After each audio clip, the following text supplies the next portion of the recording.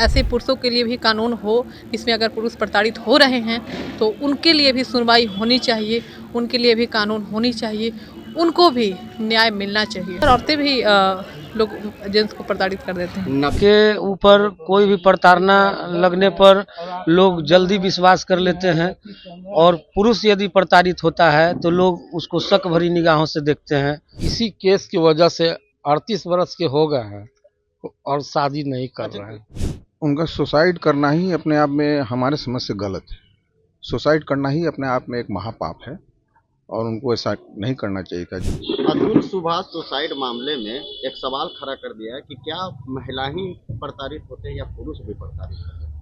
अतुल जी का जो घटना है बंगलोर का, वो बड़ा मार्मिक है और इस पर निष्पक्ष जो है जांच होना चाहिए। इसी तरह से एक और बंगलोर का घटना हुआ था, जिनकी वाइफ गोवा में होटल लेके अपने बच्चे को जो है वो मार दी थी और उसमें भी मर्द जो है बड़ा आहत हुए थे। इस पर जो है कहना है मेरा, एकदम निष्पक्ष जांच होना चाहिए। जैसे एक हमारे मित्र हैं जिनका नाम रचित चंद्रा है, इसी केस की वजह से 38 वर्ष के हो गए हैं और शादी नहीं कर रहे हैं। लेकिन कानून तो वैसा बनना चाहिए था भारत में भी। ये एकदम कानून ऐसा बनना चाहिए। जब समान है तो कानून बनना चाहिए, जैसे लेडीज वैसे जेंट्स। ठीक है। आधी आबादी कही जाती है इस देश में, महिलाओं के आरक्षण बराबर कर दिया जा रहा है, लेकिन कहीं ना कहीं आज सबसे ज्यादा अगर लोग प्रताड़ित हो रहे हैं तो पुरुष भी हो रहे हैं, जितना महिला पर प्रताड़ित हो रही है। आरक्षण तो बहुत अच्छा दिया है, कंधे से कंधे मिला के जो है, इस पर हम एकदम सपोर्ट करते हैं। ये एकदम पुश्तैनी जमीन में भी महिला लोगों को जो है एकदम 50-50 कर दिया गया है। ये सरकार का बड़ा भूरी भूरी प्रशंसा करते हैं, पर किसी को भी दबाना नहीं है, समझे कि नहीं। वो कंधे से कंधे मिला के चले महिला, वो बहुत अच्छी बात है। Atul Subhash ma'am IT engineer है, उन्होंने सुसाइड किया, लेकिन सवाल खड़े कर गए हैं कि क्या महिला ही प्रताड़ित होते हैं या पुरुष भी प्रताड़ित होते हैं? देखिए, ये एक तो पुरुष प्रधान देश है, जिस देश में हम रहते हैं, तो महिलाओं के उत्पीड़न के मामले, प्रताड़ना के मामले कई बार क्या हम लोगों के सामने तो रोज़ ही आते रहता है। हर गली, हर गांव, हर मोहल्ला में ये माहौल है भी और सामने भी आते रहता है। लेकिन सिर्फ औरतें ही प्रताड़ित हों, ये भी कहना गलत होगा। कई बार औरत प्रताड़ना के आरोप लगाते हुए घर में प्रताड़ित कर देती हैं, जिससे औरतें भी शर्मसार हो जाती हैं। ये इस तरह की घटना हमने सुना था, पढ़ा भी है। तो कई बार औरतें भी लोग जेंट्स को प्रताड़ित कर देते हैं। 90 मिनट का वीडियो और 24 पन्ने का सुसाइड, उन्होंने सवाल सिस्टम पे खड़ा किया कि कानून वैसा होना चाहिए, जो पुरुष प्रताड़ित अगर होते हैं तो उन्हें न्याय मिलना चाहिए।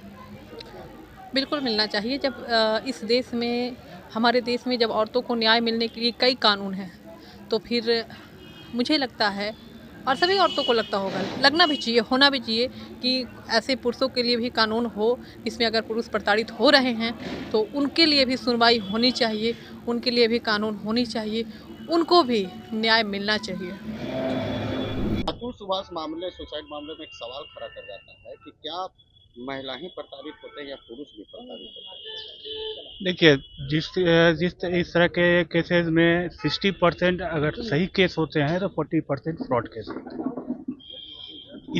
ये जो महिलाओं के लिए कानून बना है, कानून अच्छी है, लेकिन इसका दुरुपयोग भी उतना ही होता है।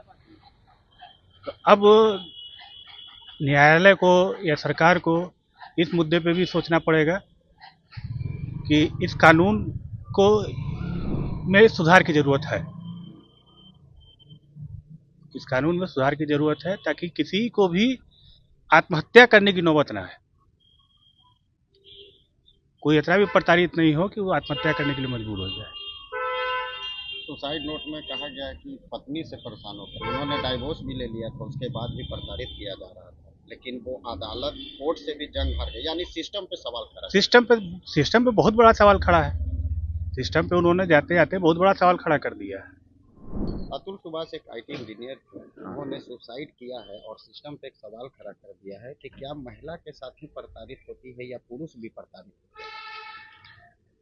देखिए, उनका सुसाइड करना ही अपने आप में हमारे समझ से गलत है। सुसाइड करना ही अपने आप में एक महापाप है और उनको ऐसा नहीं करना चाहिए था। जब आप सुसाइड करके समाज को कुछ संदेश दे रहे हैं, आप सुसाइड करने के पहले भी वो संदेश दे सकते थे और बीच का कोई रास्ता निकाल सकते थे, जिसमें कि ज़्यादा से ज़्यादा क्या होता, वाइफ हरकत कर जाते, अलग अलग रहते। तलाक हो चुकी थी, होने के बाद भी कोर्ट में मामला वो चल रहा था, लेकिन वो जंग हार चुके थे क्योंकि महिला को सबसे ज़्यादा तवज्जो दिया जाता है। और सबसे बड़ा सवाल ये उठता है कि पुरुष के लिए भी कानून नहीं प्रताड़ित के लिए। सवाल यही है कि प्रताड़ित महिला अगर होती है तो सिस्टम साथ है, पुरुष प्रताड़ित होते हैं तो सिस्टम साथ नहीं। जी, पुरुष भी प्रताड़ित हो रहे, लेकिन उसके लिए कोर्ट तो है ना। कोर्ट में आपको कोर्ट में विश्वास रखना चाहिए। लोअर कोर्ट से है, हाई कोर्ट है, सुप्रीम कोर्ट है। आपको समाज के समक्ष अपना प्रॉब्लम्स को रखना चाहिए। इस तरह से सुसाइड करना अपने आप में गलत है। सुसाइड करके आपने ये संदेश देने की कोशिश की है कि केवल पुरुष ही प्रताड़ित होते हैं। ऐसा नहीं है, पुरुष प्रताड़ित होते हैं, लेकिन इसके बहुत से विकल्प हैं, बहुत से रास्ते हैं जिसको करना चाहिए। सुसाइड अपने आप में करना उनका एक गलत। लगता है कि कानून बनना चाहिए। कानून बना हुआ है, लोग कुछ जानकारी नहीं, कानून बना हुआ है। जैसे महिला पुरुष के ऊपर अपने अधिकार के लिए कोर्ट में जाती है, उसी तरह से पुरुष भी अपने अधिकार के लिए कोर्ट में जाने का अधिकारी है। लोग कुछ जानकारी नहीं है।